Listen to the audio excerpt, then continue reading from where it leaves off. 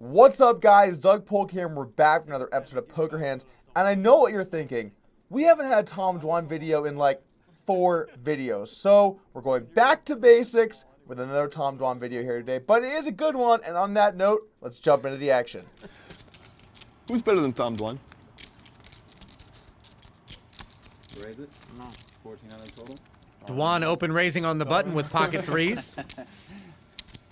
Darvin Moon is like a folk hero to me. And when I see him on the coverage, doesn't he look like a folk hero? Yeah, really? We raise it? Have you watched much of the coverage? 4,900 total. Does he? Brunson is re-raised with 9-10 suited. Hansen out of the way. Can you believe I'm only on day 2 where I'm on right now? It's all T-vote and all that, wherever I am, it's T-vote and back down. It's on internet. You can just go to the internet. I have it all TiVoed. I've been, since I was coaching, I had to pay attention this year, you know?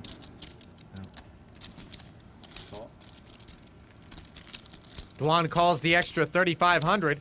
Our hand begins with the table playing 200-400 no limit, and the action folds to Tom Dwan the button, who looks down at pocket threes. Clear open here with a low pair on the button. In fact, you're going to be opening most of your hands, and then the action moves to Doyle Brunson in the small blind. Doyle looks down at 10-9 suited and now has a decision to make. Should he call and try and play post-flop, or should he re-raise and knock out the big blind and maybe get Tom to fold as well? In general, I'm advocating for a 3-bet here because your hand has somewhat weak showdown value and also will overrealize post-flop because you're going to hit some connected boards that your opponent might not think you'll hit. Additionally, knocking out the big blind and maybe making Tom fold, these are both good things. Although, come on, guys, I think we know at this point Tom is not going anywhere with his button open. The big blind folds and back over to Tom, and with pocket threes, he has a crystal clear call. He does call, and let's take a flop. Over 10 grand in the pot, heading to the flop. It's up to the flop. Trip nines for Doyle. Crowbar. If I get that flop, like our hand. That is 7,000. What nice with Tom Dwan, it's easy to get it all in because we have certain graphs that, so it's easy, you know. I mean, the pair of fours were good. You know that, right? The pair of fours were good. Call. Obviously. Bet and a call of 7,000. They have some kind of gotcha. The flop comes 9-9-5 with a flush draw, and on the scale of flops for low pocket pairs, this is a pretty good one. If his opponent has overcards, they've bricked the flop and he's still ahead. And additionally, 9s and 5s aren't cards that the small blind is likely going to be re-raising compared to those overcards. So in general, this is a favorable flop for Tom's hand. Now, Doyle Brunson, unfortunately for Tom Dwan, has flop 3 of a kind and a very sneaky one, so this is a good spot for Doyle. He kicks off by banging the flop, and now Tom has a decision to make. Should he float here with his low pair and look to play some turns, or should he let it go right here in the flop? In general, I would say on paired boards, particularly mid to low paired boards, when you do have a pocket pair, you should call at least one street, see if your opponent checks or gives up. And additionally, you have some equity to hit a 3 on the turn, or your opponent just has overcards and you'll take it down at showdown. So we have a bet from Doyle, a call from Tom. Let's take a turn. If I know the call was good no raise, some people would raise. That's what raise it. Just in case it is 22,000. Doyle fires again. I started with 100, Tom. If you're checking me out here, shouldn't be too hard.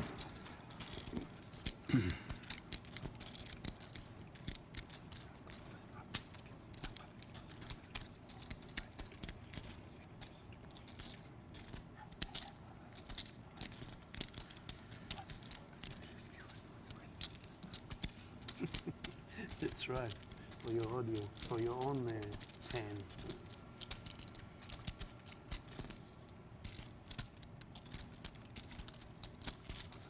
Tom looking Doyle over.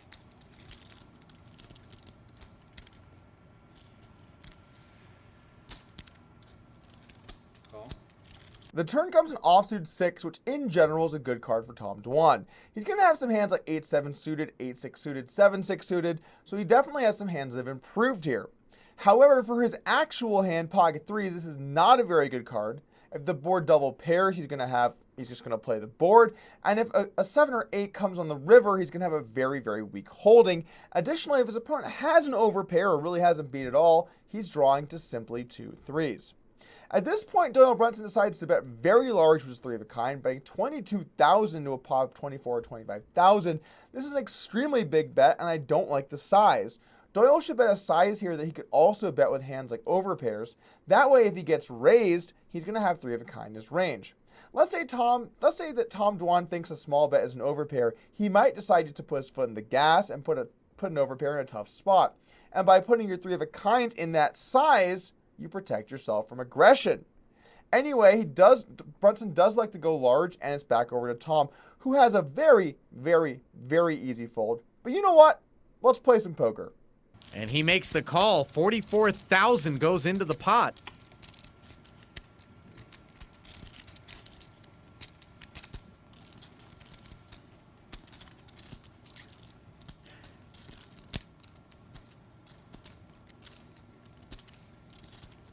All in. Player moves all in. Can I leave the $5 away, Doyle? You can tip with them. In comes the third barrel, and Dwan doesn't like that. Can you see how much it is? About 55. 35, 46. Oh, a little bit more.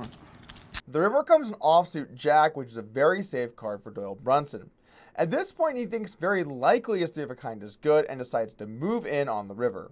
Now, I will say it could make some sense to check. There's some chance Tom has a hand like a flush draw that's bricked that would move in should he face a check. However, if he does jam here, he might get called by a lot of light hands like pocket threes. So I don't mind this play from Doyle at all. I would have maybe liked to see a smaller size used along the way, maybe a check at some other point, but all in all, I'm cool with the line. Now over to Tom Dwan, and he actually has an interesting decision. While pocket threes were a clear fold in the turn, on the river, they might not be such a bad call. His opponent is essentially saying that he has a hand like a 9 or better, and he might be bluffing with a hand like overcards or some kind of flush draw. Well, pocket threes doesn't block any of those hands that could be bluffing. He doesn't have a club in his hand, which is important. And realistically, he wants to have hands that don't have a 10 or a queen in them either, because those are the kinds of hands that might be bluffing. So while he got here in too loose of a way, maybe this could be a great hand to go for the hero call with. Bam. That's way off. 62. 62, 250. How much you say? It's 75 is more. 10? 30, what? 35, 45. 35, 46, oh, yeah, you're right. 56, 60, 62. I count the 250. stack as 10 a piece over there.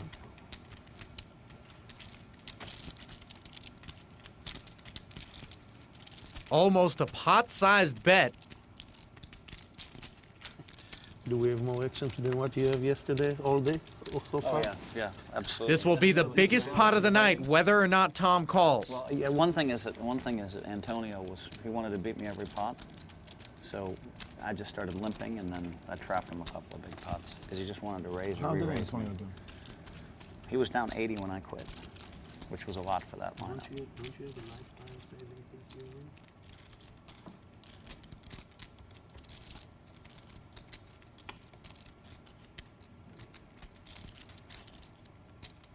Dwan makes the call, and $193,000 heads over to Doyle Brunson. Oh my God. What are the chances of that? What are the chances of pocket threes and 10-9 suited on that board? It's got to be 1 in a million. Thank you for joining me here today for Poker Hands. And if you want to learn more about how to think about poker, I'd recommend checking out upswingpoker.com, which is my poker training website.